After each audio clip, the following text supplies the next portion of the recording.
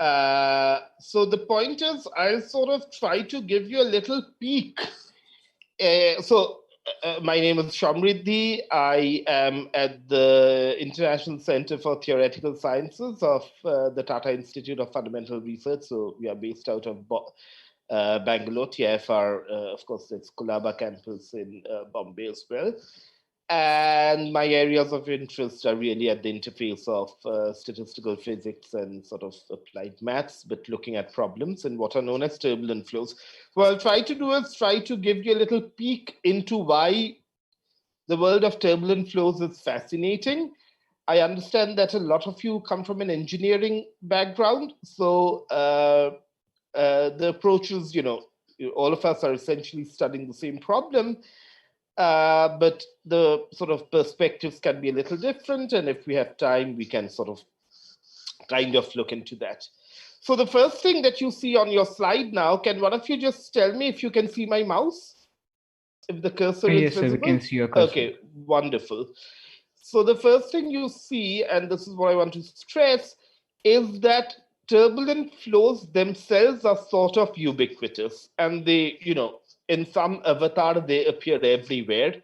So, for an astrophysicist, for a biologist, if you're thinking about oceanic systems, how small little microorganisms move around, well, the flow is turbulent, right? We'll come to sort of working definitions, then, of course, volcanic eruptions, pollutant dispersions. Engineers know this very well about boundary layers in mechanical engineering, vortex shedding, oceanography, atmospheric sciences, etc., etc., etc. Right? So the point that one sort of emphasizes is this kind of ubiquity of this problem, right? So before we sort of go into more matters of definition, and this is just a personal kind of remark, it's always nice to try and understand a little bit about beyond the sort of dry mathematics, where do these ideas also show up? So it's a little bit about semantics. So the word turbulence actually comes from this Latin word turbulentia, which is the disorderly motion of a crowd. So in Latin, that is known as turba. And what's very interesting is that in common everyday usage, the word turbulence is associated with the word trouble, right? I mean, you guys must have seen newspaper headlines, right? There is turbulence between two countries about something, or there is, some director in some movie has a problem with the producer, and one flippantly uses the word turbulence, right, in the sense of trouble, and that's really because the etymological origins of this word really comes from goes back a long way. What's very interesting is that in art, Leonardo da Vinci, one of the greatest figures in world history, really a polymath who covered the 15th and the 16th century. And, I won't have time to go through, but you guys know about Leonardo's diaries and sketches and things like that, apart from his more famous work. Leonardo actually kept a record. He was fascinated by fluid motion, as he was with various other sciences, right? You know about his work on the human anatomy, etc. And he made these detailed sketches, and he has marginal notes which sort of talk about that when you have these flow of water, he sees these little whirls, and then they sort of all meander and go down, and he sort of asks questions about where do they come from. And again, this sketch goes back to the river Arno, which is in Italy. And I strongly recommend you guys to sort of read this poem by D.H. Lawrence, which sort of deals with the same river. And so, you don't need to be a scientist in a sense. You just have to have a certain level of curiosity to be kind of fascinated with the world of flows, because they are kind of beautiful to look at. In more sort of scientific traditions, there are these folklores, and there is one which is attributed to Werner Heisenberg, whom you guys would have heard, one of the foundational work in quantum mechanics, etc. So Heisenberg's actually his PhD thesis was on turbulence, and then he quickly moved fields. And apparently, there's a story attributed to Heisenberg where he says, when I meet God, I'm going to ask him two questions: why relativity and why turbulence? I really believe he will have an answer for the first. So it sort of stresses the fascination and the fact that turbulence is kind of difficult, and we'll sort of try to understand that a little bit in this talk. That's all. Uh, However, these are all apocryphal stories, and one never knows whether how true or because a similar story is also attributed to Horace Lamb, who was a British mathematician, and apparently Lamb said that he hoped that God might enlighten him on quantum electrodynamics and turbulence. But he says that about the former, I'm rather optimistic. So, in a similar vein to what Heisenberg supposedly had said. So, this is just to sort of whet your appetite that depending on what you like, on your personal biases, there are people from various backgrounds who have kind of been fascinated by flows, because flows are something that you actually can see, and you see their effect, right? So let's sort of get into slightly more, at least a working definition as far as this talk is concerned. So we are not going to talk about the disorderly motion of a crowd, or we are not going to talk about whether whether we have an answer why turbulence is complicated or not. We have a more modest goal, and what we'll try to sort of understand is what is this? What are these turbulent flows? Why are they tough? So we need a starting point, right, on which all of us can agree. So a reasonable starting point would be the following. It is that turbulence, as a scientific term, is describing complex, unpredictable, and seemingly random motion of fluids. This word seemingly is an important word, which we will see why it's important. And coming back to the stories of Lamb and Heisenberg, I can't resist but to share with you a timeline for this problem. Often people talk about turbulence being the last sort of great unsolved problem in classical physics, but if you look at the timeline, ideas in this field really go back to 1757, when Euler wrote down his equations of motion. Then what I've done is I've sort of, and someone else can choose a different set of names. Some names I'm sure will be common to both our lists. But I've sort of picked out certain people whom, in my opinion, and that could be completely wrong, were sort of seminal milestones in the evolution of how we have understood these complex, unpredictable, and seemingly random motion of fluids. So what I really would like you all to stare is the really long history of this field. And the strange thing is that it still remains an unsolved problem. So we'll talk a little bit about what we mean by unsolved.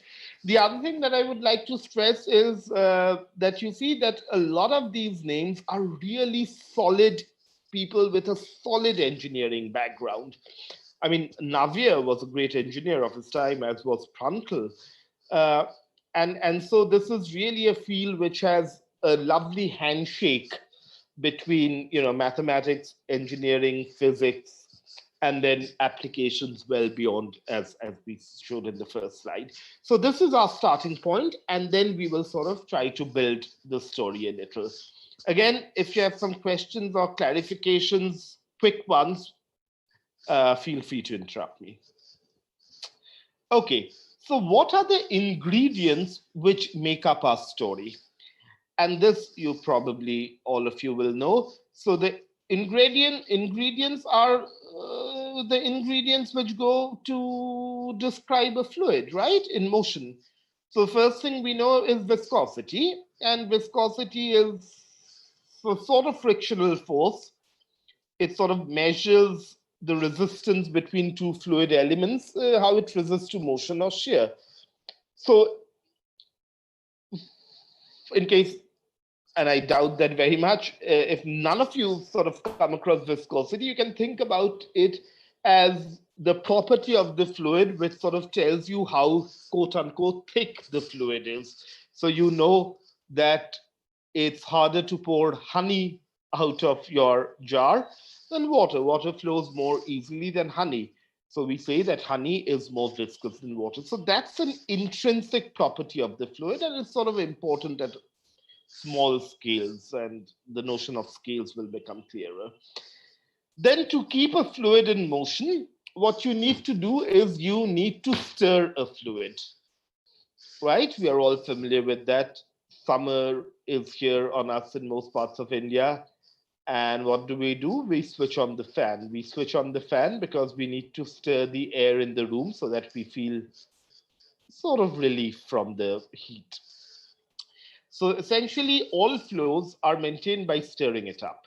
So what it really means is that you are pumping energy into the system, right? If I want to be more pedantic. So I've given you a little picture from the University of Toronto's lab, which does flow control and experimental turbulence. So these are what are known as grids. Typically, mechanical engineers, the old days, there would be passive grids, which would just be a fixed grid.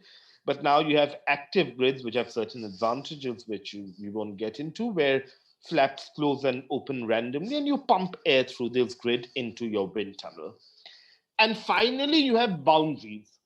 So boundaries determine a lot. So on your right-hand side, you see a picture of the flow past, I now forget, I think the lower one is a golf ball, the upper one is a tennis ball. And you will see that, as you might know, that a tennis ball and a golf ball surfaces are different. So if you push the same fluid from the left over these two balls with different sort of surfaces and hence different boundary conditions, the nature of the flow becomes very different. And so the role played by boundaries really determine the finer details of a flow. It also determines whether flow is turbulent or laminar. It could determine whether flow is turbulent or laminar. And boundaries are incredibly hard to figure out. And engineers are incredibly smart people. And so they work a lot on trying to understand boundaries. Aircrafts, uh, these huge industries, the amount of time one spends in perfecting the sort of, reducing the drag on an aircraft to get the right shape, to get the right texture. It's just incredibly tremendous sort of work and tremendously complicated. So these are essentially the three ingredients, very loosely speaking, which determines the nature of a fluid and how a turbulent fluid essentially behaves. So, having set the stage, what we now really need to know is we need to have a mathematical framework, because for the moment, all that I've said are words, right? Uh, that won't get us too far. So, what we really need is a mathematical framework which allows us to put what we discussed in words in more solid equations, bricks and mortars of science, right? So essentially, the first zeroth question, all of y'all have done that beginning from high school, right? I mean, a car moves at a speed, ta ta ta, what is its speed at some point when its acceleration is blah. So a mathematical framework, the first zeroth order question that one asks would be, how do I describe, or what's the equation whose solution will tell me what is the velocity of the fluid at some position x and at some time t, right? That's sort of 0th order thing. Uh, so the beauty of this, and this is where, Leonard Euler, there's a portrait of Euler, uh, genius from the 18th century. Euler wrote down this equation, and we are not going into derivations, etc., for this talk. And he wrote down what we now will call a partial differential equation, whose solution, P is pressure, rho is the density of the fluid, etc. It's a nonlinear equation. Nonlinear, why? There's a quadratic term in U. There are two powers. I mean, it's a U squared sitting in the middle, which, if you were able to solve, would tell you, with given initial conditions. I mean, you guys know about solving differential equations, right? At some level, you must have done it, right? I'll assume that. If not, imagine that if you were able to miraculously solve this equation with suitable boundary conditions or initial conditions, you would be able to answer this question, and you would be able to tell me the velocity of fluid at a position x and time t with super precision. Now, when you stare at this equation, you realize that one of the ingredients that I discussed is missing.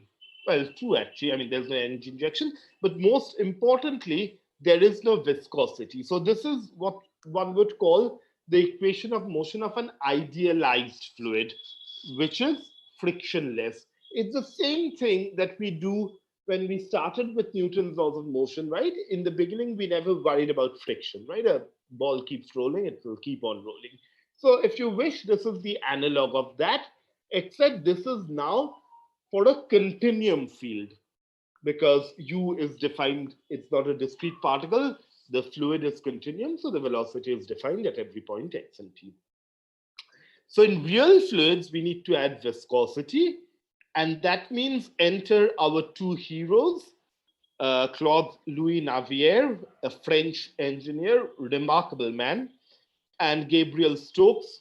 Probably some of you would have done things like Stokes' theorem, etc., in your maths classes. Same chap. So what they did was they found a way to add a viscous term. So that's what's known as a viscosity term. The coefficient nu is what tells you whether the fluid is honey, air, water, oil, etc. So this number, or the value of this, which is known as kinematic viscosity in the way I've set up the equation, sort of tells you a little bit about the nature of the fluid. Again, you will see that, I mean, we don't need to get in there, but for those of you who've sort of looked at these things a little, you'll see that the coefficient of viscosity multiplies a Laplacian, which sort of tells you what I'd written first, that viscosity acts at small scales because the Laplacian is taking two derivatives, so it really is concerned with distortions between the fluid velocity at two very close points. So that's really at small scales. And F is the injection, the forcing. So it's the effect of the spoon in your cup of coffee, or the effect of the fan in your room, the effect of the grids in a wind tunnel. No, the fan which is pumping air into a grid tunnel. Typically, a grid tunnel does actually decay turbulence, but yeah. All right, very good. So this sets up the mathematical framework for, excuse me, to study turbulence. So in principle, you can turn around and say, look, you've got an equation of motion exactly like you had for Newton's laws. What's the song and dance about? Why are we, don't you know how to solve this equation by hand and get the answer for u at x comma t? The short answer to that question is no. I do not know how to solve this equation, and it's the nonlinearity which makes life very hard. So just a matter of technical detail for most parts of this talk, I will also assume incompressibility, which is true of a lot of fluids, which is the fact that the flow is incompressible. All right, so far so good, guys. Unfortunately, since I can't see you, unlike in a real lecture, I have to keep asking you. Okay, so I will assume silence means so far so good. All right. The other sort of interesting thing is Reynolds number due to Osborne Reynolds in the 19th century. So the Reynolds number is really something which sort of gives you a measure of how strong the nonlinearity is with respect to viscous damping. What do I mean by that? Think about honey. I mean, if you're fond of books like Winnie the Pooh, etc., you'll always think of honey, of course. but but if you think of honey, which is a highly viscous fluid, it's very hard for the fluid to move. Whereas if you think about air, air moves more easily. So how do I sort of try to understand this in a non-dimensional way? The idea is that it's really a competition between this term of viscosity and this nonlinear term, which is really the devil's work.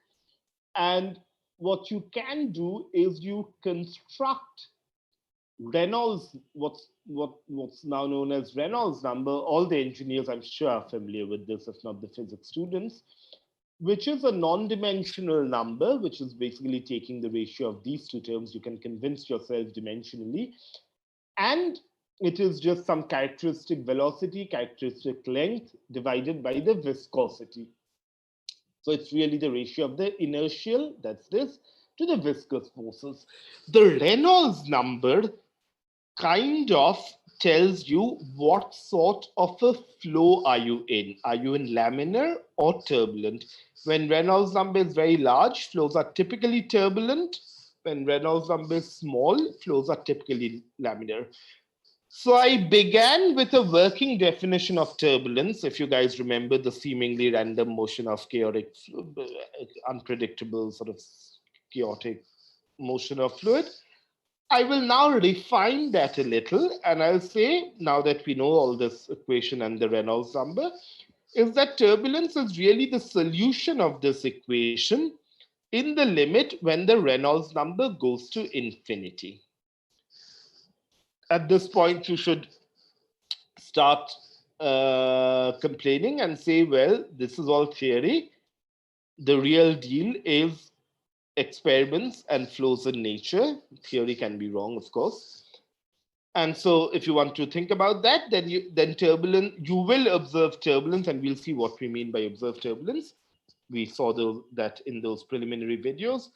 You will see it in your lab or natural flows, only in flows where the Reynolds number is very strong, because you can measure this chap, the viscosity, of a fluid, etc., etc.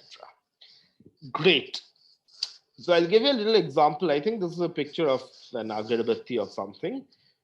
And this is the air. So what you see is that early on, this is basically smoke coming from an agarbatti or a chimney. I really don't know. But what you will see is that close to the vent, and if you measure the velocity, etc., you'll find the Reynolds number low. If you measure the velocity and calculate this chap, you'll find the Reynolds number to be high. And you see there is a distinct change in the nature of the flow. Whereas here you have something, again, I'm using not technical sense, but something which is very smooth, which is featureless, which is boring, which has no structure. Whereas here you see lots of structures. If you were to take a magnifying glass and peer even closer, you'll see even more structures, even more complications, complex behavior of stuff. And so that's really a good contrast between a turbulent flow and a laminar flow. Both of them satisfy the Navier-Stokes equation, except that this will be a solution of the equation when the Reynolds is high, and the other one will be when the Reynolds is low. Great. So I won't get into vorticity, but essentially that's an important property of these flows. So essentially, these fully developed turbulent flows are an example of what you would call an example in non-equilibrium statistical physics. That's because these remain not in equilibrium, but in something which is a whole field by itself, what's known as a non-equilibrium steady state. So let me explain. So suppose you were to measure the kinetic energy of the fluid as a function of time. If it was in real equilibrium, then it probably would have been flat.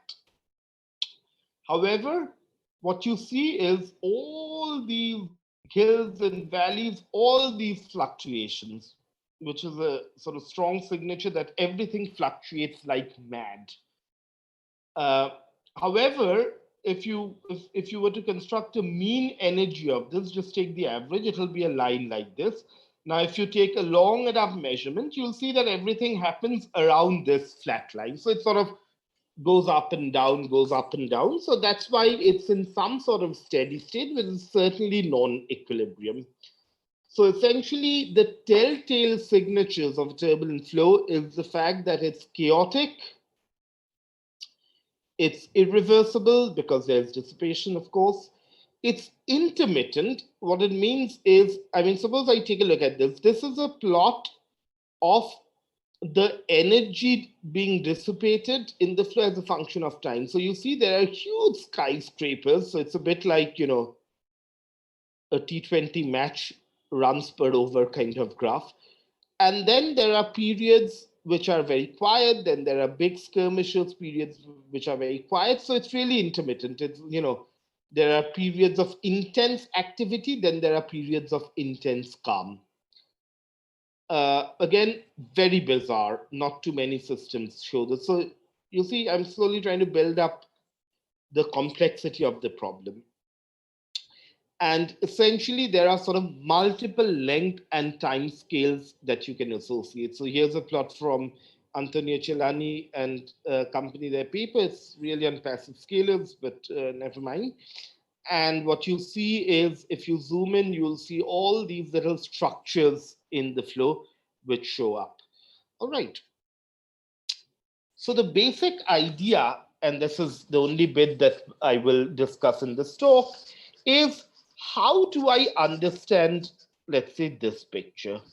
Or in other words, how do I understand? I did say that energy is typically injected at large scales, and I did say that viscosity is typically helps to dissipate the energy at small scales. So question really becomes, how is energy getting transferred? So that's a zeroth order question. You've injected energy at large length scales, you dissipate energy at small length scale. How does energy go from length scale to length scale? At this point, I will just pause because just so that I don't lose my audience, and I'll ask you: is the notion of length scale sort of familiar to all of you, or is that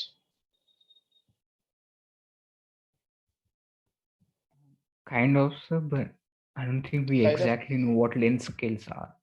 But and you Like don't. in this context, can you elaborate a bit? Yeah, and y'all also don't know. A lot of you don't know about Fourier transforms and stuff, right? I'm guessing. Some of us do, Yeah, for y'all haven't done, right? Right. Hmm. I see. Uh, okay. So what I mean is the following. Suppose I let's think about okay. Let's suppose I'm stirring coffee with a spoon. All right. So typically I'm making a motion with the spoon, and you see that I'm stirring at a length scale, which, the spoon is, let's say, doing a little circle of, I don't know, diameter 1 centimeter, right? Hmm? So essentially, I'm sort of injecting energy at a scale which is of the order of 1 centimeter, let's say. Everyone with me? yes, sir. Or think about the fan in your room. The length of a fan blade is, I mean, just for convenience, let's call it 1 meter. uh, you wish.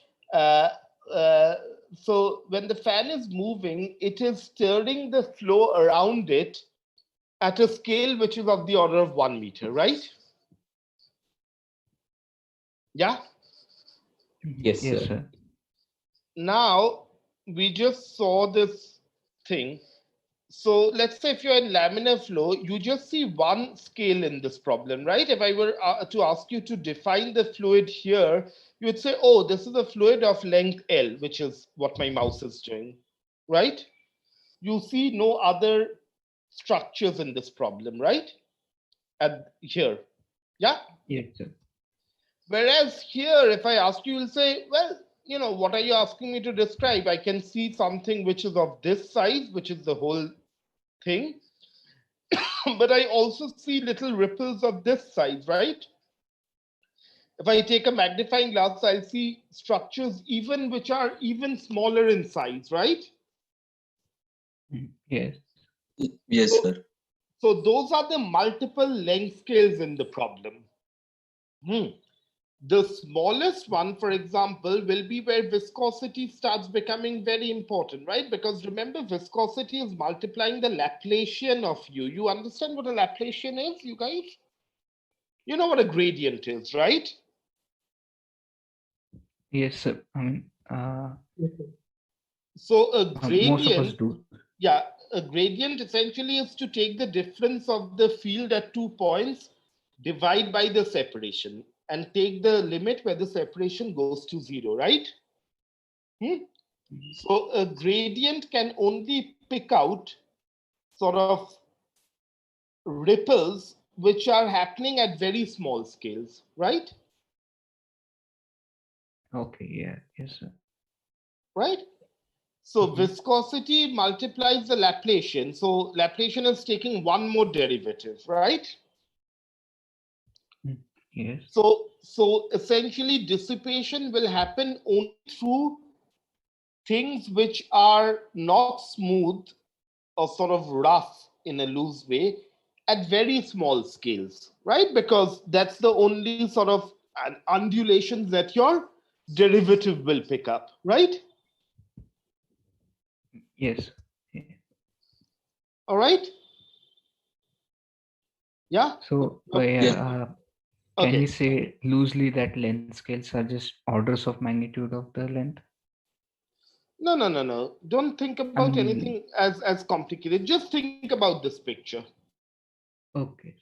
Okay. Right. Right. It is, if you put a magnifying glass and if you zoom, do you see more structures emerging or not? Okay. Oh, All got of it. you know sin x, right? The curve, right? Yes, sir. Yeah. Yes, sir. Draw sin x curve, and then on the curve add very sharp little wiggles around the curve. Wiggles which, let's say, wiggles of this sort. Okay, for example, this is a good thing. You can actually say that at some level, this curve looks like this, right? Nice and easy, right? However, if you take a magnifying glass and zoom in, then you'll see lots of little ups and downs, right? Right? Yes, sir. Yeah. So there'll be fluctuations at very small distances, and there's a sort of, at very large scale, there's a nice wavy pattern, right? Yeah. So that's somehow sort of what you're at. Okay. Okay. Yeah. Okay. We can come back to this idea. So essentially, in the interest of time, I will skip this rather interesting poetic way to understand this, but just go straight to the maths.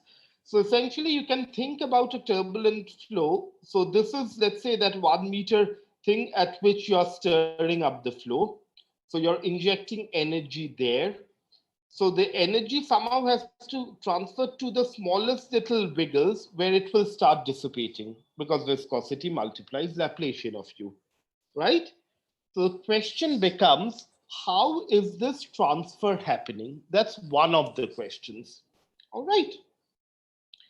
And this was sort of, this graphic imagery comes from the great Cambridge mathematician Richardson, who talked that, these big worlds have little world, they feed on their velocity, and little worlds have lesser worlds, and so on to viscosity. It's actually a parody of Jonathan Swift's poem on poetry, which is called Poetry Rhapsody. Those of you are interested in these sort of things can go back and look it up. So essentially, the picture is, these little ticks are sucking blood from a bigger tick. Then there's a smaller tick. So that's an idea of length scale. That's a large bug. Then there's a smaller bug which feeds the blood from the big bug. Then there's smaller bugs feeding off from the bigger bug, so on and so forth till you reach the smallest of the bugs where the energy is getting dissipated, or you can kill them with a slipper. All right. So essentially, let me encapsulate this. Essentially, the question becomes that I'm injecting energy epsilon at large length scale. Then there is an issue of transfer of energy at small across other length scales till they get all dissipated through viscosity. And the question really becomes, how do you understand this? So given that there is some perplexity in your minds about length scales, I will probably skip this idea of length scales and go to something. Again, here's a picture where you can see fluids at different length scales, right? I mean, there are things which are large structures and there are things which are tiny in structure. So how do these large structures sort of transfer energy to these small guys? So what I will do is I will sort of, since this might sort of really be bore you guys a little, I would just say that there is this whole idea of an intermediate range of scales called R. We are hoping that the physics is universal. So it doesn't matter if you're making a measurement in the ocean, in the atmosphere, in your lab, in a wind tunnel, you are always going to pick up something which is going to be independent. Physicists are always after, quote unquote, universality. So this ideas of universality go back to Kolmogorov. I'll probably give you one calculation which you can sort of understand without worrying about length scales. Okay, is that good with all you guys? I would like to hear some yes, no answers to that. Sure, sir. Yeah. So that we are not plagued, and it's already 40 minutes. I should finish in 10 minutes, right? So It's okay, son. Yeah. You can take how much ever you want, really. No. It doesn't matter. No. Of course it matters. Come on. It's late in the day. All right. So just to sort of briefly tell you, so there would be length scales R, where the physics is hoped to be universal, and it cannot depend on whether you're performing your experiment with air, oil, or water, where you're performing, right? This has to be essentially universal. An apple or a football, etc., will fall the same way. That's under gravity, for example, because, boundaries. Okay, so this is probably an easier way to explain things. So here, you guys follow me closely. That's the only thing that I will, and then we'll go back to stories. Follow me closely and ask me every time you think that I'm losing, that you're losing me. Yeah? Just shout out. Don't feel shy. So take a flow. Let's say you can measure the velocity at point x plus r and at point x. And this r is, even if you forget length scales, ideas, etc., assume that this is a distance sufficiently large where we hope that the physics is universal. And by universal, I guess you understand what I mean, huh?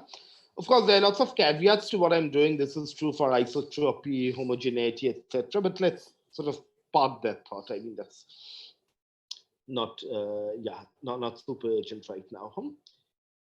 So let's measure the velocity difference, and then let's take a dot product with the unit vector along r. So is this definition clear to everyone? Otherwise, I will repeat. After this, it will be a cakewalk. Yes, sir. It's I clear. just simplified things. Yeah. Okay, let me put it the other way. Is it unclear to anyone? Please let me know what r hat means, etc. All right. So assume it's clear. So the question is, what can we write down a formula for this object delta RU? So we assume homogeneity, isotropy. We assume universality, so we assume that the physics at this scale R is independent of viscosity and whether you're doing an experiment in a wind tunnel or a washing machine. And so, lo and behold, and this is something you've all done dimensional analysis, right? So I'll just do it at a dimensional analysis level for you guys. So, lo and behold, you can ask the question, the only thing that this chap can depend on is, of course, R. Suppose I measure the difference at 1 meter or 1.5 meter, it's very likely I'll get different results. So it has to depend on R. And in a sense, it will depend on epsilon, which is this amount of energy that the system has. It's not a property of the fluid, it's the amount of energy the system is dissipating or it's getting transferred. So the energy of dissipation, what's the dimension? So what's the dimension of R? It's meter, right? Or length, right? Yes. Yeah. What's the dimension of epsilon? It's the rate at which energy is getting lost. So it's length squared over second cube, right? Because it's velocity squared over time, right? And what's the dimension of this chap? It's the dimension of velocity. So it's length over time. So all of you can do this in your head faster than I can. And you'll find that this thing is proportional, or delta RU is proportional. I mean, this is less important for the moment. It's proportional to R to the power 1/3. Very good. Physicists, you can make this complicated, and instead of calculating delta RU, you take some pth power, and you see that if you take the pth power, you end up getting R to the power zeta p, where zeta p is just p by 3, because pth power of R 1/3 is R to the power p by 3. I mean, these are what are known as correlation functions in physics, so let's not get down that road, why this is very important, etc. But up to this, are you all able to follow? Again, if someone isn't, just raise your voice. I don't want the yeses, I want the no's. Yeah, sorry. Can you explain this last part once again? The SP. This part? Yes. So in physics, up to here you're with me. So in physics, what we often do is what are known as correlation functions. So again, I don't want to go into why that's an important measurement, not right now. That will lose our focus about why the problem is unsolved. But let's say for whatever reason you want to take the pth power of this. It'll become probably clear in a bit. And so it means that you take the pth power of this. And so you find that, you can write this down as an ansatz and say that this should go as R to the power zeta p. And you say that zeta p is equal to p by 3. That's just because of this, identity, right? You're with me? Yes, sir. Okay. So is it something like the P will be dependent on some empirical data? Or? No. The P is, you can take P equal to 2, 3, 4. This is just taking powers. This is taking moments, what are known as taking moments. Okay. P is a number. Okay. P is it's just a number. It has nothing to do with anything of the system. Why you measure higher order correlation functions is a more complicated question. So if you haven't seen this, maybe we'll ignore why we measure it. But let's say I tell you to measure it. Okay. All right. Yeah. Okay. I mean, this has to do with distributions, etc. We'll see in a second. Okay. So this P could be 2, 3, 4, 5, 6, 1.5, what you will. All right. Yes, sir. So all I'm saying is that with this simple theory, this predicts that these exponents are like P by 3.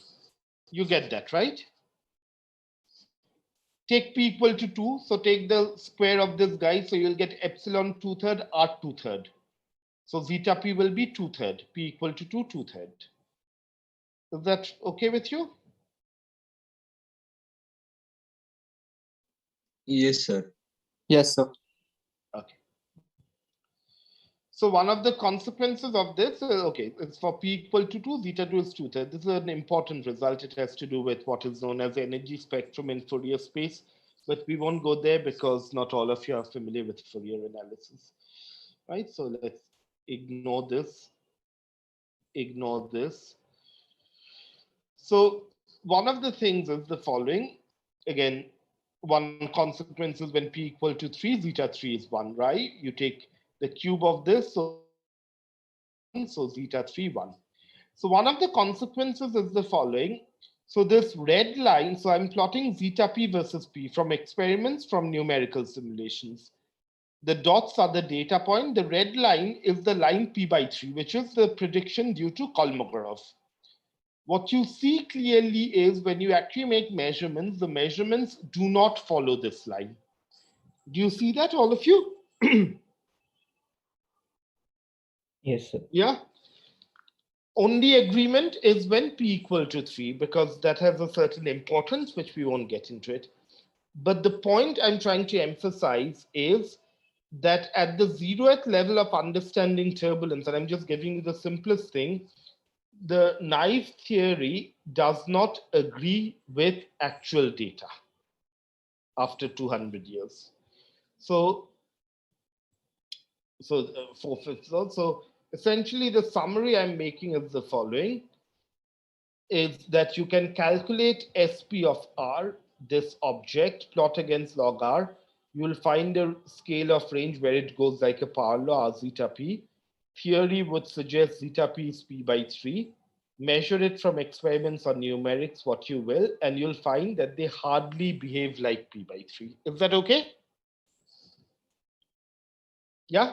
Okay, sir. Yeah. And so what goes wrong? So what goes wrong is the following. In general, this measurement has to do with the PDF of the object that we measured. So the higher moment sample, all of you are familiar with probability distribution function? Yes, Let me put it sir. this way. Yes, Are you sir. all unfamiliar with it? How many of you are unfamiliar with it? I don't think It's a so. mandatory course in the first year, so we're all good with it. No, forget about course. There were many mandatory courses for me in my life. But are you familiar with the notion? I mean, histograms, at least at the level of histograms? Yes, sir. Histograms. Okay, good. So if you calculate delta RU, you keep measuring delta RU in your experiment. Construct a histogram. From there, you construct a PDF. You will see something which is shaped like this. These moments actually describe a PDF. So there's a one-to-one correspondence, all right? So what happens is the fact that these are called structure functions, this object, the fact that they behave quote unquote strangely must be connected to the distribution function itself. Now what goes wrong is if turbulent flows were just random, you know what a random process is. So let's look at how distributions would behave. Think about a coin toss. All of you all know, right? A coin toss. So flip a coin 4 times. How many ways can you get 0 heads? Quickly, any of you? Only one way, right? Yeah. Only one way to go for tails, whatever. So now you flip it 8 times. You keep on flipping. Slowly, so this is just histogram plotting I'm doing. If you continuous doing it, get more and more data, slowly this curve starts appearing smooth, right? This is known as a Gaussian distribution. So coin toss is a random event. So typically random events lead to such nice Gaussian distributions. The physics of systems which are Gaussian are slightly easier to understand. A lot of systems are Gaussian. That's Galton board. Many of you will be giving SAT exams. If you take the scores and see the histogram and distribution, it's all Gaussian. So in a sense, it's safe to say that exam scores are random. But in turbulence, so distributions for a sequence of truly random events are typically Gaussian. And all moments, this taking power p, can be easily calculated. However, distributions in turbulence are strongly non-Gaussian. So turbulence really is an example of something which is strongly non-Gaussian. Everything you can calculate. Velocity increments is what we did. This delta r. You can take it in time. So you calculate velocity at time t plus tau, subtract it at time t, do it many times, calculate the histogram, construct the PDF, you'll find things non-Gaussian. You can calculate velocity gradient, that's the derivative of velocity, take enough data, calculate the distribution, non-Gaussian. You have what are known as fat tails. This is related. Fluid acceleration, play the same game, strongly non-Gaussian. This is a Gaussian figure. So what it tells you in some sense is that you have a finite probability for extreme events. If things were Gaussian, then the probability of something which is very large would be very small, right? However, these are so fat tails that the probability, so this is acceleration sort of divided by the root mean square. So you can get 20 times, 30 times the acceleration with a very high probability. All right. So essentially, turbulence is essentially non-Gaussian. That's related to this concept of intermittency. That's related to the fact that theory breaks down and you see intermittent fluctuations. You know, there are lovely pictures. All that I'm trying to emphasize without going into any level of detail is that that's the vorticity field. You see strong fluctuations. There are regions which have very little value surrounded by regions which have very large value. This is, in some sense, the dissipation field. There are strong peaks, then there are strong places which have very little dissipation, etc., etc. So that's what I'm trying to sort of say. And the question is, and I won't go through this at all, is how do we understand this? And the origins of intermittency is still not understood. So these are sort of latter-day heroes who've worked in this field. So what I want to tell you is that is this the unsolved problem that we began with? Right? I told you all these nice stories that turbulence is one of the great unsolved problems. Short answer is yes. Can we sort of figure out where all these distributions stem from? Why is it non-Gaussian? Why are there deviations from simple theory? However, I should say that the answer also depends on whom you ask the question. I'm a physicist, so this is my answer. But for an engineer, the answer could be very different. That's because really, as I tried to emphasize in my title slide, turbulence is a bunch of problems, not just a single problem, right? And this problem of non-Gaussianity is just one of the many important features which needs answering.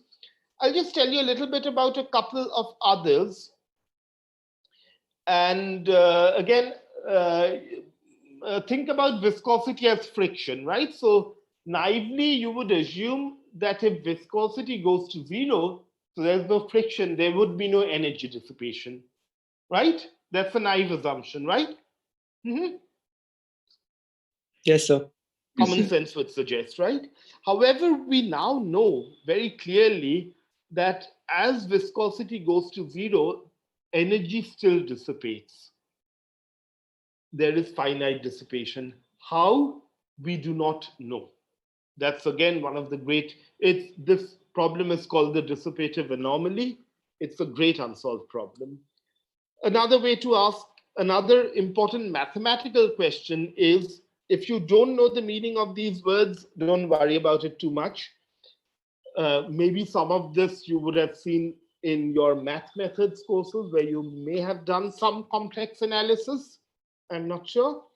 But one of the questions is, are solutions of the equation always bounded? What that means is, let's say, is there finite energy all the time? And are they always well behaved in time? So this question, for example, is what is known as one of the millennium problems. So there were a list of 10 outstanding questions in mathematics, which were posed by the Clay Maths group. And this is one of those questions. So you have $1 million prize waiting to be won. This question still remains unsolved. So it's what's the time like? So it's touching 55 minutes. So can I just take 5 minutes just to give a little bit about just applications? 5 minutes, is Sure, that sir. good with you guys? Yeah. Yes, it's good. So a question that one can ask is, why do we care about turbulent flows? Because what I said is slightly intangible. What's more tangible is the fact that the turbulent flow itself affects things which are more tangible, right? So for example, it affects the motion of small particles. So we gave examples, right? Here, these are small particles. The flow is turbulent, pollutant dispersion. In India, we know all about it. So essentially, we try to understand, so I won't go through this at all, the maths. We try to understand what is the effect of the flow on the motion of small particles, right? And one of the great questions is, for example, a cloud, the flow there is truly turbulent, and there are these tiny water droplets moving around. And you can look at a cloud at a scale of meters as a full cloud, or you can take a sort of magnifying glass and zoom in and go to the level where you start to see the individual water droplets which make up the cloud, right? Turbulence affects all of them. And so one of the great unsolved questions is, how do we understand the formation of clouds? Why the time scales at which moisture builds up, condensation happen, water droplets become large, they precipitate. All of that is happening in a turbulent medium. What is the role of turbulence there? Or you could think about particles with more degrees of freedom, things which are deformable. What does turbulence do there? You can think of chains, macromolecules. You can think of motion of spheroid, ellipsoids, crystals. So in all of this, these are more tangible problems. These are all in the area of what are known as turbulent transport, where you would like to sort of understand the role that turbulence plays in all its complexity. And then you have other chaps, particles sitting in these flows. Pollution is an important problem in most areas of India, if not all. Climate change that has to do with clouds, that has to do with how water droplets are in clouds, how they scatter radiation off, etc., when rains happen. All of that is affected by the fact that these chaps are being carried by a flow which is really turbulent. Okay, so with that, I will sort of give you some lasting images again. That's again Leonardo da Vinci's sketch. This is the famous Japanese painter Hokusai. Waves, again, you see lots of scales for turbulent waves. And finally, of course, Vincent van Gogh's famous painting, where you see these little whirls, which will remind you of all those vorticity whirls that we saw. All right, so I think with that, I should stop. It's an hour. I shouldn't sort of abuse your hospitality. And I think I forgot to tell you to say thanks to you guys for arranging this, of course. So yeah, so with that, I'll stop, and I'm happy to take a few questions if I am able to answer them, of course. I'll go into your chat box as well. I had a question. So yeah, just give me a sec. I can't find. Okay. Yeah. Tell me. Okay, that's where I can see the question. Okay. Yeah. So you showed that the K41 that was incorrect. That I think the theory was incorrect, right? Yeah. So just out of curiosity, have you introduced any corrections to it so that it agrees more to the experimental or numerical simulation? Yes. So Starry Nights, by the way, is indeed Vincent van Gogh. Did I say Da Vinci? I'm asking I don't think Sriram Joshi, who wrote this. I'm sort of going through the questions. Huh? I thought the person who asked if it's I mean the person who mentioned Starry Night thought he was saying it was by Da Vinci. So No, yeah. There's a beautiful Don McLean song as well. I'm sure most of you've heard that. yes, Yeah, sir. so coming back to your question, so there are various empirical theories. So one is the corrections are measurable, and we know what those numbers are. However, there is no theory which starts from the equations of motion, which can actually predict what those corrections are. It has been possible in a surrogate problem known as the passive scalar problem. I think I showed you among the heroes, Robert Crichton, and he started these ideas of passive scalars. It's a surrogate problem where you can excuse me, theoretically fix these corrections. However, then there are various theoretical formalisms which are known as multifractal formalisms. I mean, multifractal formalism is the most mature one, so that goes back to Giorgio Parisi and Uriel Frisch, their seminal work in '85, which, as you see, I've sort of been careful here. I've said rationalizing intermittency, not explaining. So their theoretical model sort of allows for these corrections, but that is not beginning with the basic equations of motion. So to that extent, it's still an unsolved problem. I don't know if I answered your question. Yes, sir. I don't even know. Yeah, right. Sir, I had a question. Yes. Okay, thanks. How do you think Vincent van Gogh's Starry Nights painting shaped the whole research of turbulence itself? I mean, how did it contribute to the research? I don't think it shaped any contribution to anything in terms of direct research, but it does tell you a little bit about the fact that he must have been thinking of these vertical flows. It has nothing to do with the science per se. And now actually there's a lot of work in trying to understand using similar ideas of multifractality, Van Gogh's painting, but there's no direct correlation with understanding turbulence. It's just that these structures are really vertical. So as an artist, he must have seen these vortices, he must have seen a storm or a tornado, God knows what, and been inspired by that. Turbulence is all about these vortices, as we saw, these structures. So do you think it might have spurred the curiosity for research in the field? I doubt that very much. I mean, we are human beings. We like paintings. We like the arts, right? So it's always very nice on and off to actually think about how these things influence. But does it help you to write the mathematics? No. Yeah, so you actually showed a diagram earlier, right, about the energy dissipation, how it breaks up into smaller and smaller energy dissipations, kind of. Yeah. Thing. So over there, I have this thought, like before that, you showed that the energy is kind of random, where in along the time scale. So usually when we talk about these, not random. Fluctuation is the word you should use, huh? Okay, all right. So, but now my question actually is, even in when you said talked about Fourier transforms, I don't know if I'm missing a link over here, but like you kind of add smaller things to make something that is that kind of has of order, right? And so over here, when you talk about energy dissipation and multifractals, how is it giving like a fluctuating system? Sorry, could you just repeat the question a little? Just avoid a few words, and then maybe sorry, I sort of lost track at some point. Could you repeat it, and then I'll try to answer it in a way. Yeah. So my question actually is, when we add put together smaller and smaller things, we usually observe an order at some point, like even for example the Fourier transform, right? So no, sorry, what do you mean by that?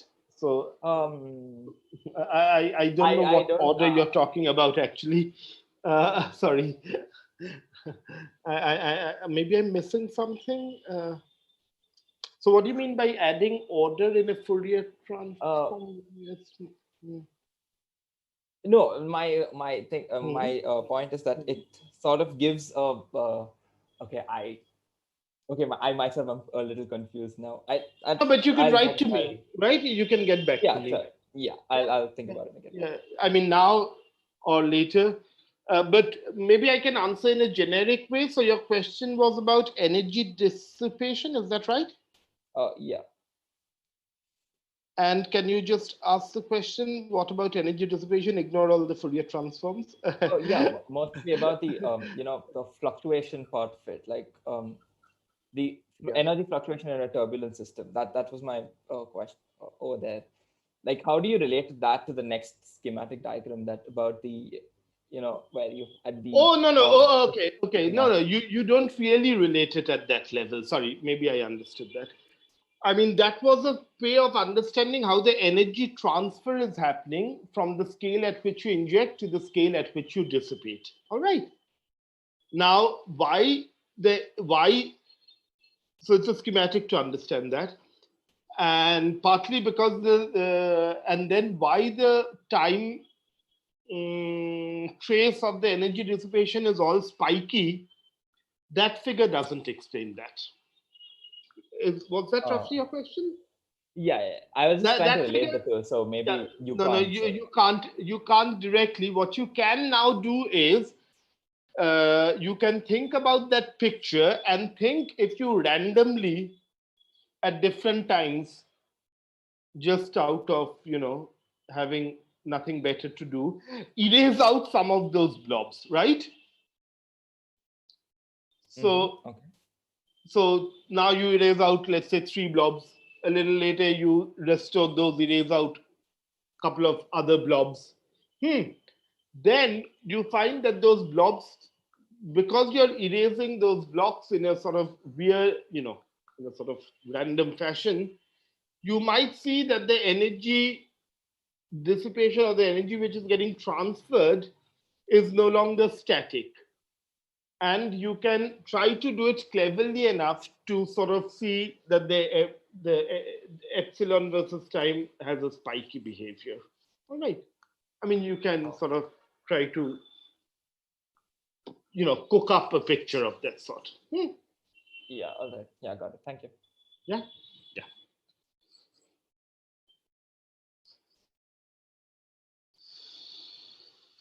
Okay, you guys must be tired.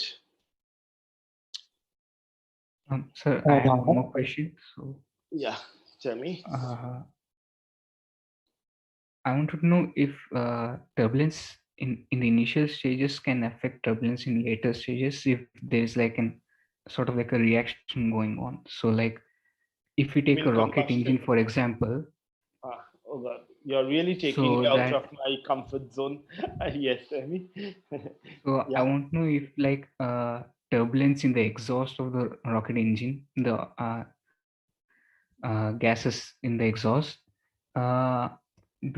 is that due to the shape of the rocket engine bell itself, or does it depend on the injection of the fuel itself, if that is turbulent as well? Yeah, so I really... my basic question might be that does turbulence also depend on the shape of the container it's in as well? Yeah. So that's where the boundary conditions. Yeah, that's where the boundary conditions, etc., come in, right? Oh, okay. Yes. Remember, I began with boundary conditions as a key thing, and engineers really work on this. It's a very hard question. Yeah. Okay. Thank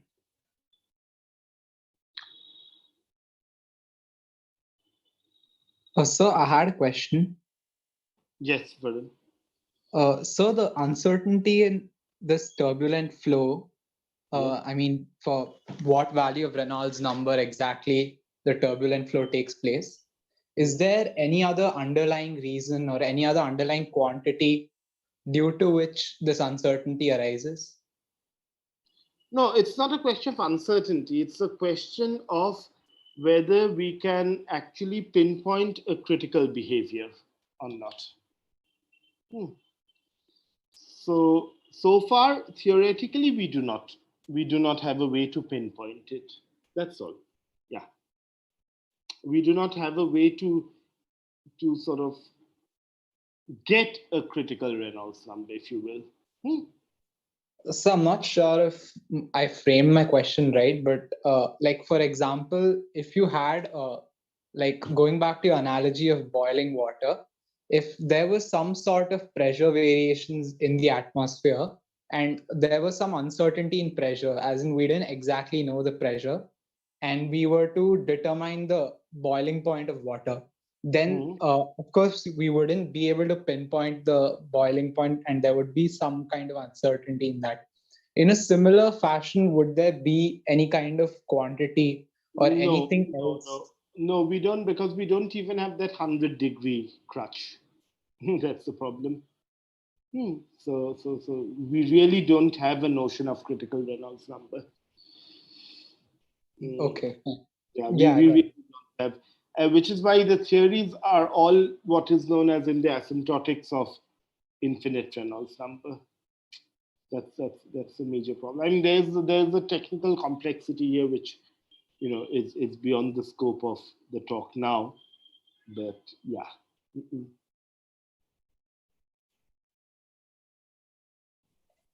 So I had a question related to this. Yes, Neil.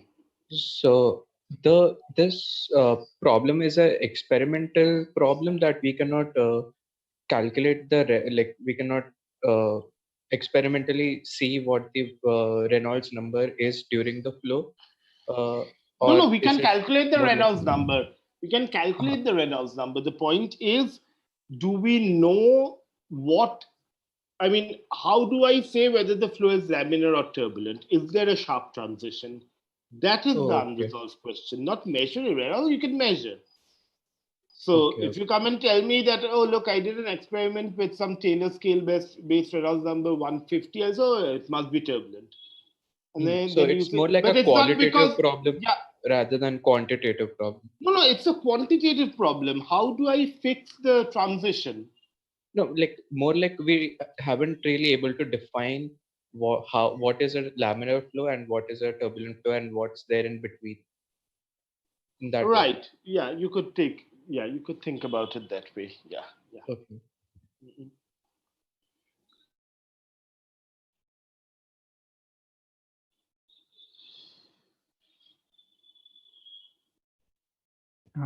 I guess there are no more questions now.